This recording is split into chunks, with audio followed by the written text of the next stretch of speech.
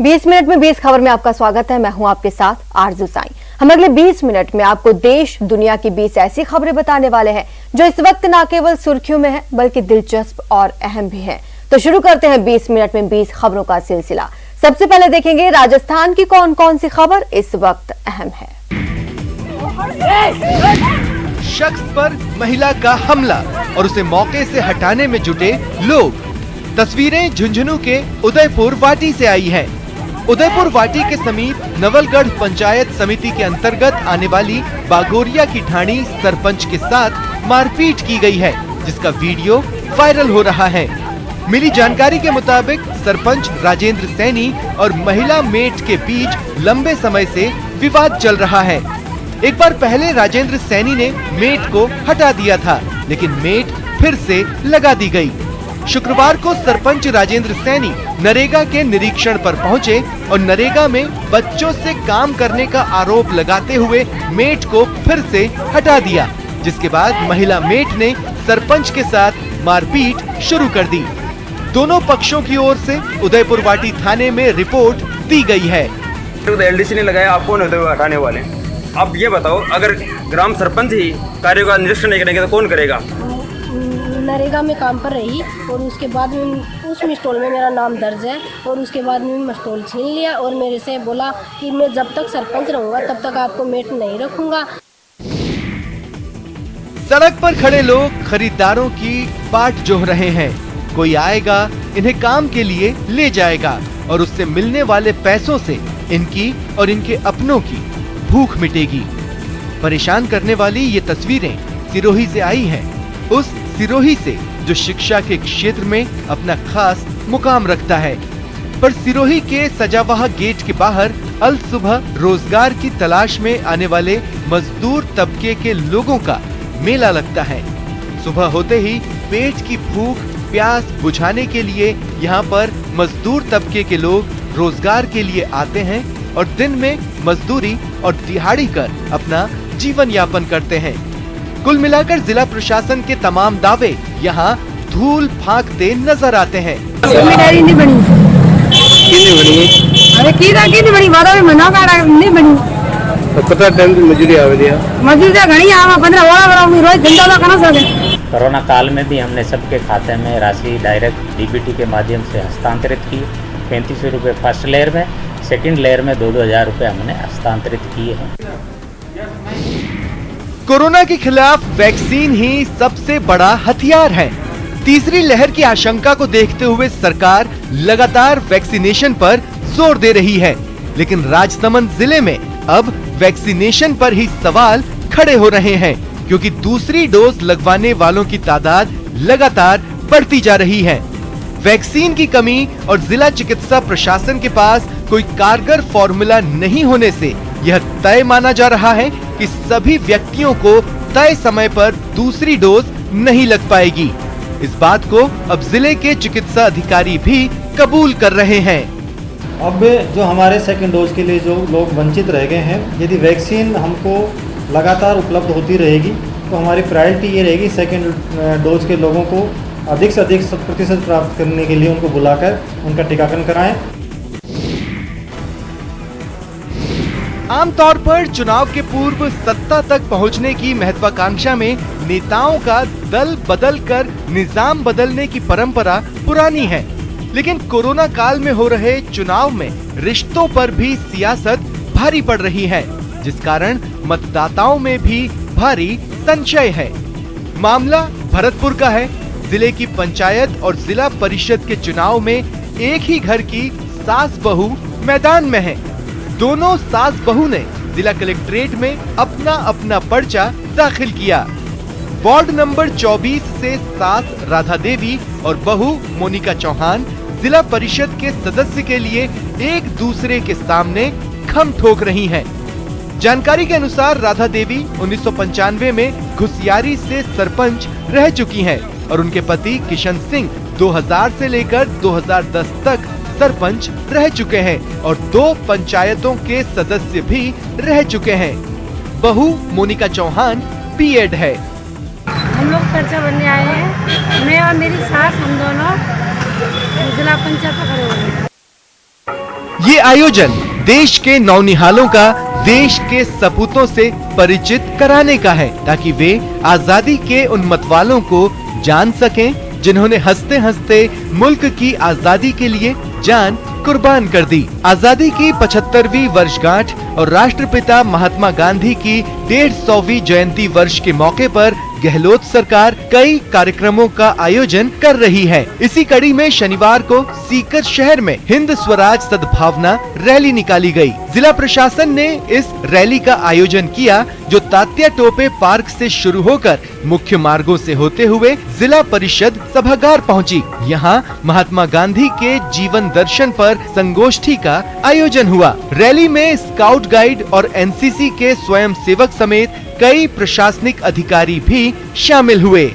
आज ये हिंद स्वराज अपनाओ सामाजिक सरोकार बढ़ाओ रैली का आयोजन तात्या टोपे पार्क से जिला परिषद सभागार तक किया गया है। इसमें डीएलओ, स्काउट गाइड और जो सामाजिक कार्यकर्ता इन्होंने भाग लिया है। चलिए देख लेते हैं कुछ अन्य राज्यों की खबरें। बाहर अंधाधुंध दागी जा रही गोलियां और अंदर डरे सहमे लोग।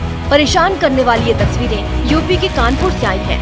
पूरा मामला पूरा गांव का बताया जा रहा है, जहां सरोजनी नाम की महिला ने कोतवाली में शिकायत दर्ज कराई थी कि पहले हुए पैसे के लेन देन के चलते गांव के ही शिव प्रकाश और रामविलास ने लगभग 1 दर्जन साथियों के साथ उनके घर पर हमला बोल दिया। हमलावरों ने पीड़ितों के परिजनों की बेरहमी से पिटाई करने के साथ घर पर जमकर पथराव किया। लाठी डंडे लिए आरोपी बेरहमी से पीटते हुए नजर आए। पीड़िता के पति ने घटना का वीडियो बनाकर पुलिस को सौंपा है। पुलिस है कि ठोस कार्रवाई करने से कतरा रही है।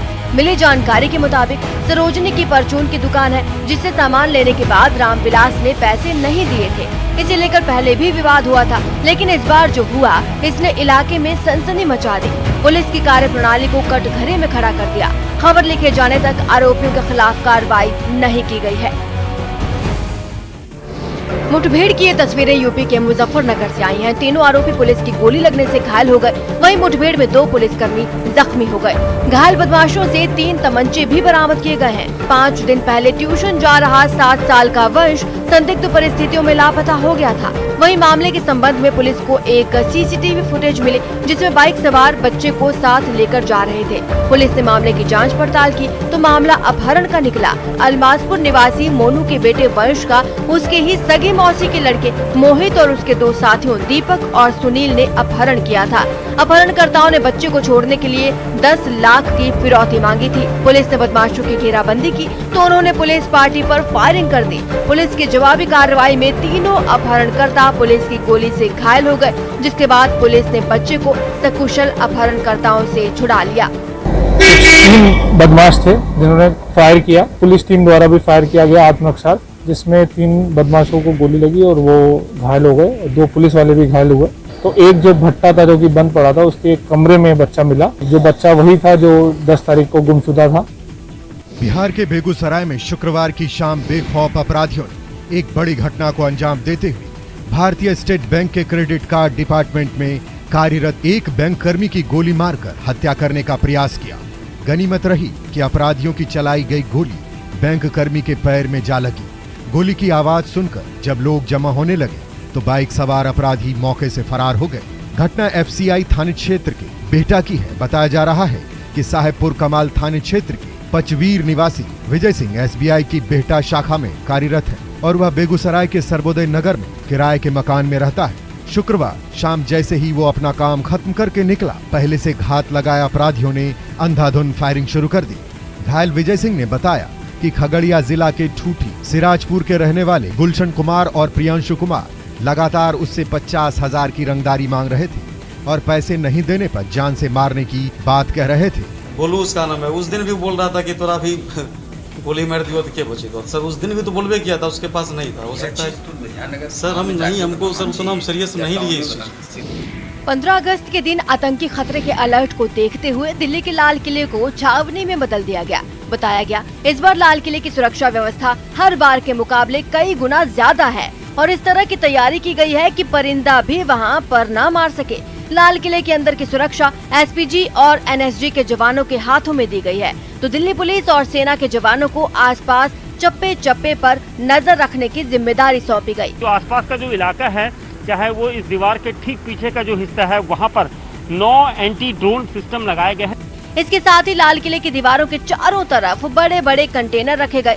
आतंकी खतरे को देखते हुए 300 से ज्यादा सीसीटीवी कैमरा लगाए गए हैं। हालांकि सुरक्षा एजेंसियों की सबसे बड़ी चिंता ड्रोन हमले को लेकर है, लेकिन उससे निपटने के लिए भी कई इंतजाम वहां किए गए हैं। जगह जगह हमारे जो कमांडो टीम्स हैं, जो इस तरह से कोई भी थ्रेट होती है उसको न्यूट्रलाइज करने के लिए जो सक्षम है।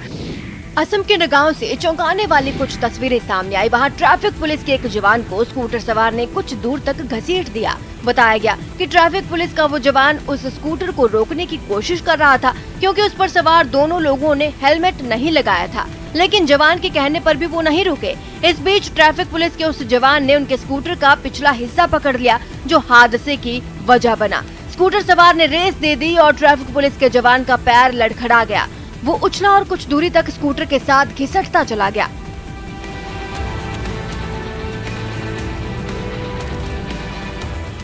इसके बाद भी वो उठा और स्कूटर सवार के पीछे दौड़ने लगा। जैसे ही इस पर ट्रैफिक पुलिस के दूसरे जवानों की नजर पड़ी, उन्होंने आरोपियों का पीछा किया और स्कूटर पर सवार दोनों लोगों को गिरफ्तार कर लिया। उनमें एक आदमी को पकड़कर सड़क के दूसरी तरफ ले गए और उसकी पिटाई भी की। सांप देखते ही देह में सिहरन दौड़ जाती है। कितने ही लोग घबरा जाते हैं और डर के मारे उसे मार डालते हैं, लेकिन यहाँ सांपों को सुरक्षित उनके ठिकानों पर छोड़ा जा रहा है। तस्वीरें छत्तीसगढ़ के कोरबा की हैं। कोरबा जिले को नागलोक कहें तो कतई गलत नहीं होगा, क्योंकि जिस तरह से जिले में कुछ वर्षों से कई दुर्लभ प्रजातियों के सांप मिल रहे हैं, उससे कोरबा सुर्खियों में आ गया है।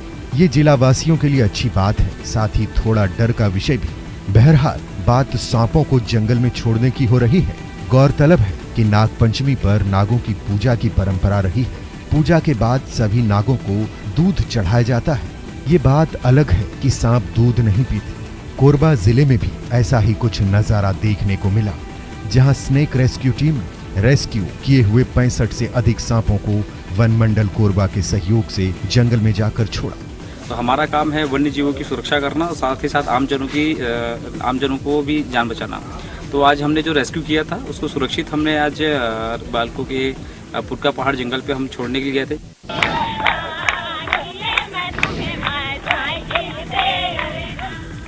तालियों की गड़गड़ाहट से उत्साह बढ़ाते लोग और गाते हुए खुद को फिट रखने में जुटे होनहार। एक्सरसाइज के साथ मौज मस्ती की ऐसी तस्वीरें आपने शायद ही कभी देखी हों, जो अब आपके टीवी स्क्रीन पर हैं। दिल को सुकून और आंखों को आराम देती ये तस्वीरें झारखंड के सिमडेगा से आई हैं। दरअसल मुझे कुछ करना है नाम की एक टीम पिछले कई वर्षों से जिले में युवा शक्ति को देश सेवा की ओर ले जाने में जुटी है। इस टीम में वैसे लोग प्रशिक्षण देते हैं जो इस ग्रुप से निकलकर आज देश सेवा में लगे हैं। जब भी वो छुट्टी में आते हैं, इन युवक युवतियों को प्रशिक्षण के साथ ही साथ मनोरंजन भी करा जाते हैं। शनिवार को भी ऐसा ही नजारा मॉर्निंग वॉक करने वाले को अल्बर्ट एक्का स्टेडियम में देखने को मिला। अपने ग्रुप के साथ में मिल बांट करके प्रोग्राम करते हैं, साथ ही साथ जो भी युवा यहाँ पे आ करके कुछ सीखना चाह रहे हैं, तो हम लोग चाहते हैं वो मन से, दिल से और तन मन से वो लोग अंदर से ही पूरे खुशी से झूम उठे और साथ ही साथ वो लोग अच्छी जगह पे जा पाए।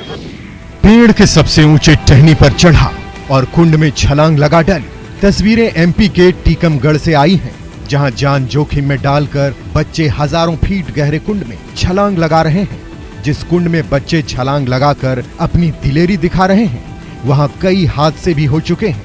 कई बार बच्चे जान गंवा चुके हैं, लेकिन लापरवाही बरकरार है।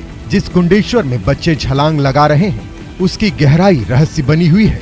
इसे आज तक कोई नाप नहीं पाया है। गहराई के बारे में जितने मुंह उतनी बातें कही जाती हैं। कई बार हादसे भी हो चुके हैं, लेकिन इसके बाद भी लोग अपनी जान जोखिम में डालकर कुंड में कूद रहे हैं। खास बात ये कि प्रशासन भी बेपरवाह बना हुआ है। शायद उसे किसी बड़े हादसे का इंतजार है।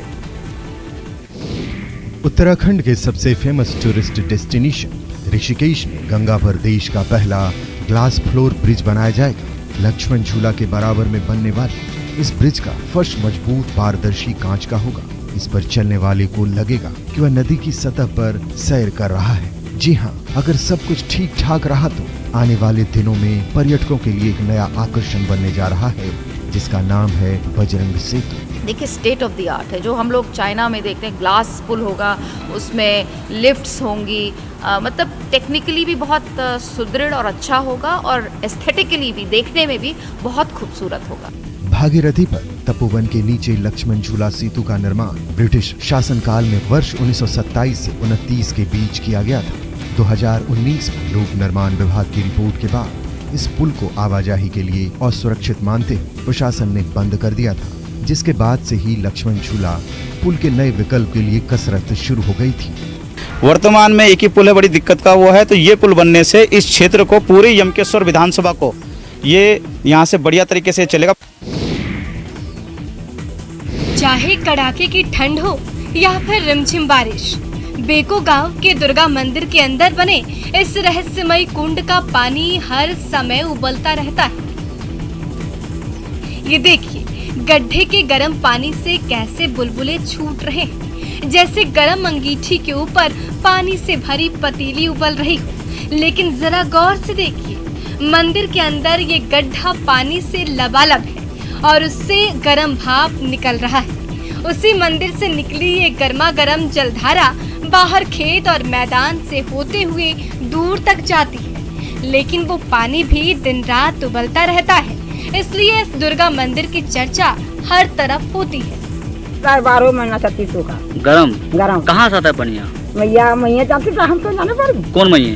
अब कौन मैया थी सोच वहाँ पानी दे, पानी डबकले सबसे दबे दी पर नहाना पड़ रही है। पानी एकदम उबलते डबकले निकले ना? हाँ 12 महीना के पानी जो है साल मतलब हमेशा सालों भर गर्म पानी निकलता है।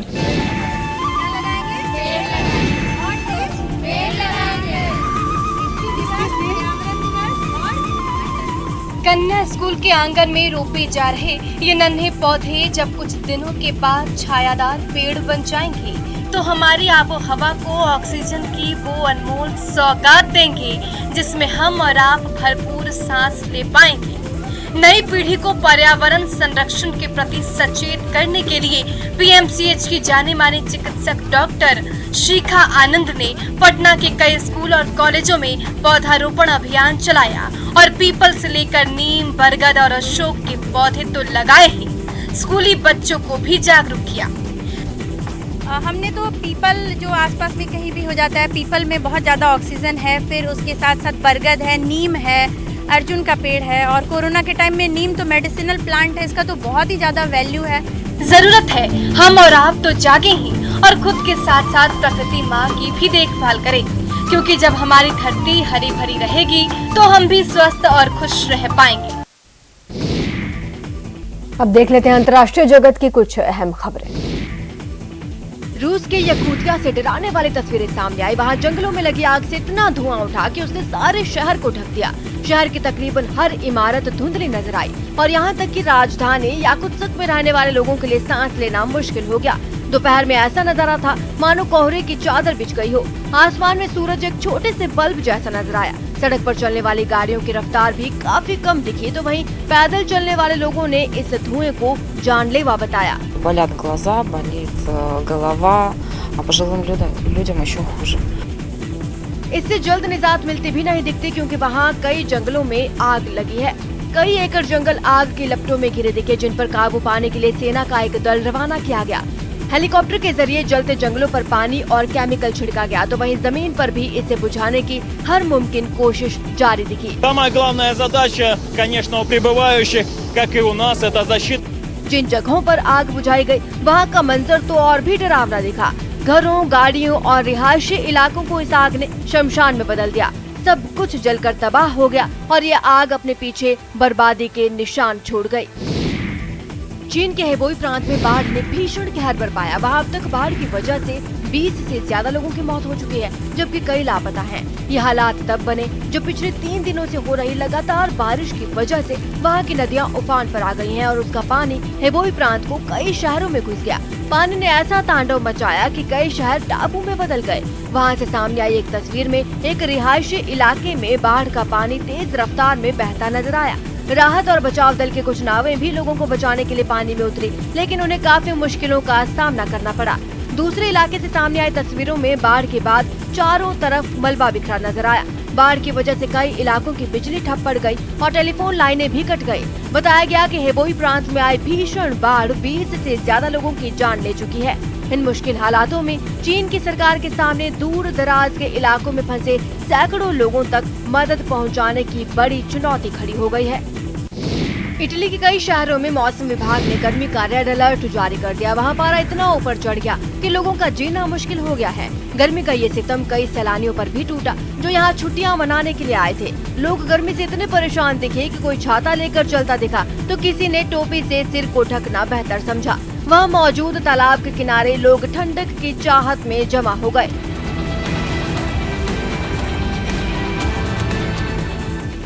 रेस्टोरेंट और पब्लिक प्लेस में तो बड़े बड़े पंखे लगा दिए गए ताकि लोगों को गर्मी से निजात मिल सके। तो वहीं सरकार की तरफ से कई शहरों में पानी के स्टॉल लगाए गए जिनमें लोगों को ठंडे पानी की बोतलें मुफ्त बांटी गई। इसके अलावा गर्मी से परेशान लोग तरबूज और बर्फ के गोले खाते नजर आए। बताया गया कि इटली के 8 से ज्यादा शहरों में पारा 40 डिग्री तक चला गया, जिनमें राजधानी रोम भी शामिल बताई गई। वहाँ भी लोग पानी की बोतलों के साथ ही घूमते दिखाई दिए। लंदन से एक हैरान करने वाला वीडियो सामने आया है। वहाँ क्लाइमेट चेंज पर लोगों का ध्यान खींचने के लिए एक स्टंटमैन 23 मंजिला ऊंची इमारत पर चढ़ गया। जॉर्ज थॉमसन नाम के इस स्टंटमैन ने कुछ दिन पहले भी एक 36 मंजिला इमारत पर चढ़ाई की थी, लेकिन लोगों का ध्यान खींचने के लिए वो एक बार फिर लंदन की एक मशहूर इमारत पर चढ़ने लगा। पहले वो उस ऊंची इमारत के नीचे पहुंचा और फिर इमारत के खंभों को पकड़कर चढ़ाई शुरू कर दी। देखते ही देखते वो इमारत पर चढ़ता चला गया। आधे घंटे के अंदर ही वो इमारत की सबसे ऊपरी मंजिल पर पहुंच गया। उसे बिना किसी सुरक्षा इंतजाम इस तरह इमारत पर चढ़ते देख लोग भी हैरान रह गए। इमारत पर चढ़ने के बाद वो उसकी पतली सी रेलिंग पर भी चलता नजर आया। कुछ देर तक ऊपर रहने के बाद वो फिर नीचे उतर आया। फिलहाल इतना ही। आप देखते रहिए न्यूज़ 18 राजस्थान।